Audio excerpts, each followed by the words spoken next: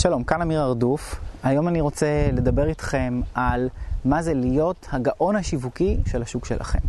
ונתחיל עם סיפור קצר. כמו שאתם רואים, מה שפה מאחוריי זה המשרד החדש שלי, שנמצא ממש קרוב לבית שלי, שעברתי אליו ממש לא מזמן בבית לחם הגלילית, מקום מקסים יפהפה, ועברתי מהבית הקודם שלי ופגשתי את הדייר החדש שנכנס, גרנו בסחירות, והוא נכנס והסתכל על החפצים שיש לי מסביב, ורק כל מיני צילום של וידאו וכו'. הוא בעצמו בעל עסק. הוא שאל אותי במה אני עוסק. חשב שאני מתעסק בצילום וזה. אמרתי לו, לא, אני מתעסק בשיווק. והוא שאל, ואיך קוראים לעסק שלך? אמרתי לו, ארדוף ליווי עסקי. ואז הוא אמר לי, אתה אמיר ארדוף? והוא חיבר, הוא ידע שקוראים לי אמיר, והכל התחבר לו, ומיד הוא הכיר את השם. עכשיו, זה כמובן מאוד מחמיא, אבל מעבר לזה שזה מחמיא, אני יכול לספר שממש לא מזמן, ממש לפני כמה שנים, אף אחד לא ידע את השם שלי ולא הייתי בכלל מוכר, והיום הרבה בעלי עסק יודעים מי זה אמיר ארדוף, ויש משמעות מאוד מאוד גדולה לסיפור הזה, כי זה קרה לא במקרה. זה קרה בגלל שעשיתי כמה דברים מאוד מאוד ברורים, בצעדים מאוד מאוד ברורים, ואני בקרוב רוצה לשתף אתכם במה צריך לעשות בשביל להיות מאוד מאוד מאוד מוכר בעולם שלכם. ואני מדבר על הרעיון הזה של להיות הגאון השיווקי. זה בא לי מתוך זה שאני שומע מדי פעם אנשים שככה מאשימים אותי בזה שאני גאון שיווקי, ואני לא מסתכל על עצמי בכלל ככה. כי בסופו של דבר, הצורה שהגעתי למה שהגעתי, גם בעסקים הקודמים שלי וגם בעסק הזה, זה מלהסתכל על מה עושים אנשים מאוד מאוד מצליחים, וללמוד מאנשים מאוד מאוד מצליחים, לעשות כמותם, ועם השנים אני פיתחתי גם כמה טכניקות שלי, ופתאום ראיתי שהדברים האלה עובדים, וניסיתי לפענח למה הם עובדים, והיום אני יודע להסביר למה הדברים האלה עובדים, והחדשות הטובות זה שכל אחד יכול לעשות את הצעדים האלה, ואני רוצה שכל אחד מכם שצופים יהפוך להיות הגאון השיווקי של השוק שלו. והדבר הראשון שקורה כשאתם מקבלים את הסטטוס הזה, זה שבאמת מכירים אתכם. שבאמת מכירים אתכם, יודעים מי אתם, ויש לזה המון תועלות נוספות וכל מיני דברים טובים שקורים. אחד הדברים שקורה כשאתם מאוד מאוד מוכרים זה שהביקוש מאוד מאוד עולה. הביקוש עולה, ולהיות בביקוש זה אומר שתמיד יש יותר דרישה על הזמן שלכם ועל השירותים שלכם ועל המוצרים שלכם ממה שאתם מסוגלים לספק. אחת החברות שאני ככה מאוד מאוד מעריך ולומד מהם הרבה זה חברת אפל. וסטיב ג'ובס, שהוא המנכ"ל של אפל, הוא ידוע באמת בתור גאון שיווקי, למרות שגם הוא פועל לפי צעדים מאוד מאוד מאוד ברורים, מאוד מאוד מוגדרים. והדבר המעניין באפל זה שתמיד כשאפל מוציאים משהו חדש לשוק, הביקוש הוא בשמיים. אף פעם הם לא יכולים לספק את כמות הסחורה שלקוחות רוצים לקנות. גם אני שפעם ראשונה שקניתי אייפד, הייתי צריך לחכות כמה שבועות עד שהדבר הזה יגיע, אחרי שהזמנתי אותו ושילמתי עליו, בגלל ביקוש כל כך גבוה. אז דבר ראשון באמת זה העובדה שאנחנו הופכים להיות מאוד מאוד מוכרים. הדבר השני זה הביקוש הגדול שנוצר, וכשאתם קונים את הסטטוס הזה של הגאון השיווקי של השוק שלכם, אתם נהנים מהמון תוצאות של זה שאתם מוכרים וזה שאתם מבוקשים. למשל, המחיר שלכם עולה. המחיר שלכם עולה.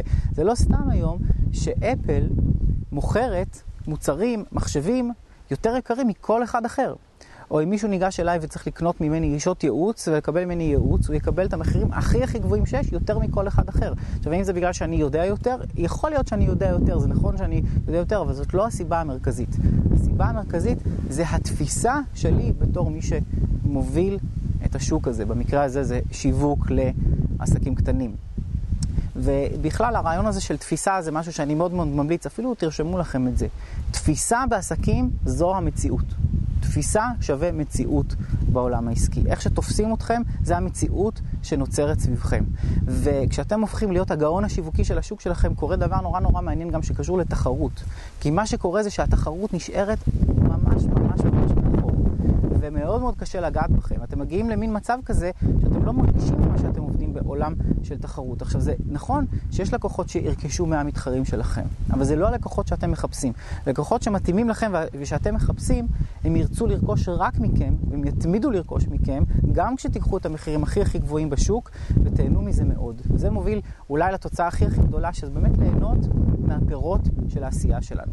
עכשיו, הרבה אנשים שמדריכים ומסבירים, הם באים במין קונספט כזה, שאני לא מאמין בו, של בלי עבודה, המון תוצאות. לא תצטרכו להתאמץ, בלי מאמץ, תקבלו המון תוצאות. וזה לא נכון. והאמת היא שכולנו באמת מתאמצים בשביל להפיק מהעסק שלנו הכי הרבה שאפשר. וכל אחד כאן שמסתכל על זה, כן, ככה, אני יודע, קורא את התחת, סליחה על הביטוי, בשביל לקבל תוצאות בעסק שלו.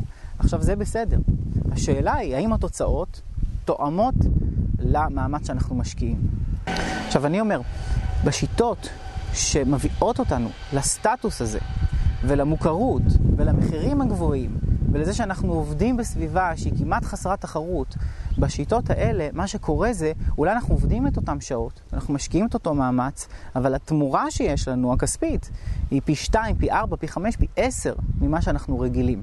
וזאת המטרה האמיתית שלנו בסופו של דבר, לקבל תגמול מאוד מאוד גדול על המאמץ שאנחנו משקיעים. אז אני בכלל לא אומר שזה בלי להתאמץ, אבל אני אומר שבהחלט יש דרך לעשות את הדברים שמובילה אתכם לסטטוס הזה של מה שנקרא הגאון השיווקי של השוק שלכם. עכשיו אני רוצה לשתף אתכם ואני אקליט עוד כמה סרטונים שמסבירים את התהליך הזה, אבל לפני יש לי בקשה. הבקשה היא כזאת. אני רוצה לקבל מכם שני דברים כאן בתגובות למטה.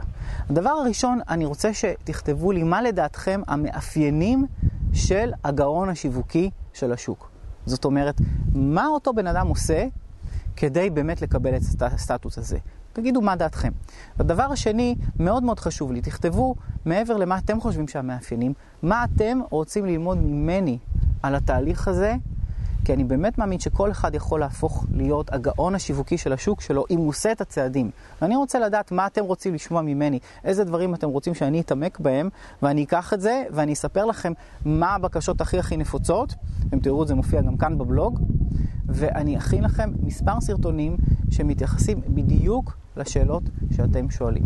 אז תודה ואנחנו נתראה בקרוב.